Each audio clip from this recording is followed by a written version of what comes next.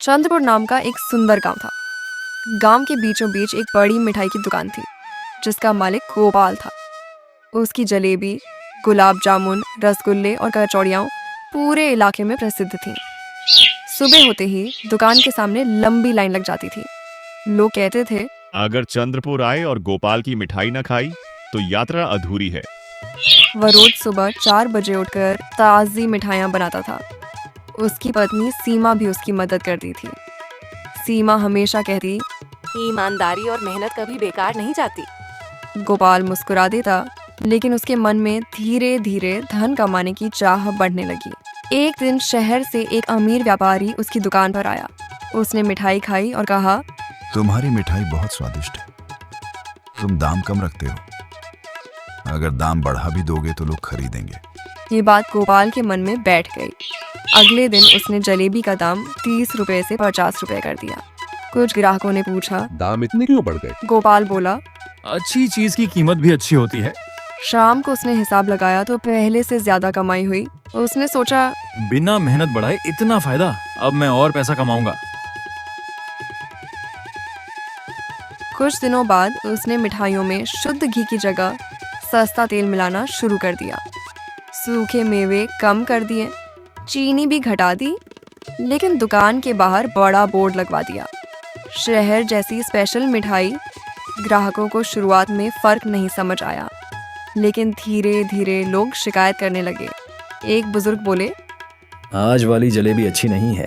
पहले जैसी खुशबू नहीं रही। गोपाल ने किसी की बात पर ध्यान नहीं दिया। उसी गांव में रामदास काका नाम के बुजुर्ग हलवाई रहते थे। उन्होंने अपने छोटे से घर के बाहर एक साधारण दुकान खोली। वे रोज ताज़ा घी में मिठाई बनाते और उचित दाम लेते। उनकी दुकान बड़ी नहीं थी, लेकिन स्वाद लाजवाब था। धीरे धीरे लोग उनकी दुकान पर जाने लगे। कुछ ग्राहकों ने गोपाल से कहा, हम अब रामदास काका की मिठाई लेंगे। गोपाल को गुस्सा आ गया। मैं इतनी बड़ी दुकान वाला हूँ, एक छोटी दुकान मेरा क्या बिगाड़ लेगी?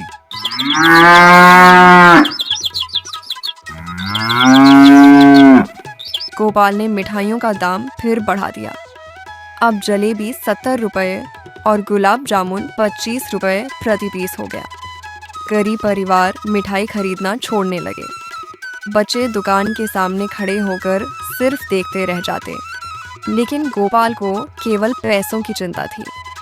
वह रोज रात को पैसे गिनकर खुश होता। धन से पहले लोगों का प्यार कमाओ। प्यार से घर नहीं चलता, पैसे से चलता है। दिवाली आने वाली थी। इस बार तो खूब कमाई होगी। उसने मिठाइयों के दाम फिर बढ़ा दिए। दूसरी ओर रामदास काका ने घोषणा की, जो गरीब परिवार हैं उन्हें आधी कीमत पर मिठाई मिलेगी। पूरा गांव उनकी दुकान पर उमड़ पड़ा। गोपाल की दुकान खाली रहने लगी। वह हैरान था। गोपाल ने बहुत सारी मिठाइयाँ पहले से बनवा ली थीं, लेकिन ग्राहक नहीं आए। शाम तक मिठाइयाँ बासी होने लगीं। उसे मजबूर होकर उन्हें फेंकना पड़ा। उस दिन पहली बार उसे भारी नुकसान हुआ। वह उदास होकर घर पहुंचा। सीमा बोली, लालच हमेशा शुरुआत में फायदा देता है, लेकिन अंत में नुकसान ही करता है। गोपाल चुप रहा। गोपाल रामदास काका के पास गया। उसने पूछा, काका, आपकी दुकान इतनी छोटी है, फिर भी ग्राहक इतने क्यों हैं? रामदास काका मुस्कुराए। उन्होंने कहा, बेटा, ग्राहक मिठाई नहीं, भरोसा खरीदता है। अगर भरोसा टूट जाए तो सबसे बड़ी दुकान भी खाली हो जाती है। ये शब्द गोपाल के दिल में उतर गए।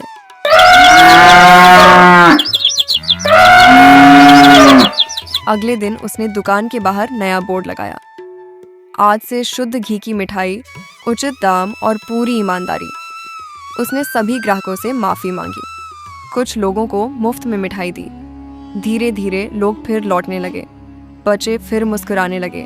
गांव के लोग बोले, गलती हर इंसान से होती है, लेकिन उसे सुधारना सबसे बड़ी बात है। कुछ महीनों बाद गोपाल की दुकान फिर से चल पड़ी। इस बार उसकी कमाई पहले जैसी नहीं, बल्कि उससे भी अधिक होने लगी, क्योंकि लोगों का भरोसा वापस आ चुका था। एक दिन उसने अपनी पत्नी सीमा से कहा, आज समझ आया कि सच्ची दौलत पैसे नहीं, लोगों का विश्वास है। सीमा मुस्कुराई और बोली, ईमानदारी से कमाया हुआ धन ही सबसे मीठी मिठाई होता है।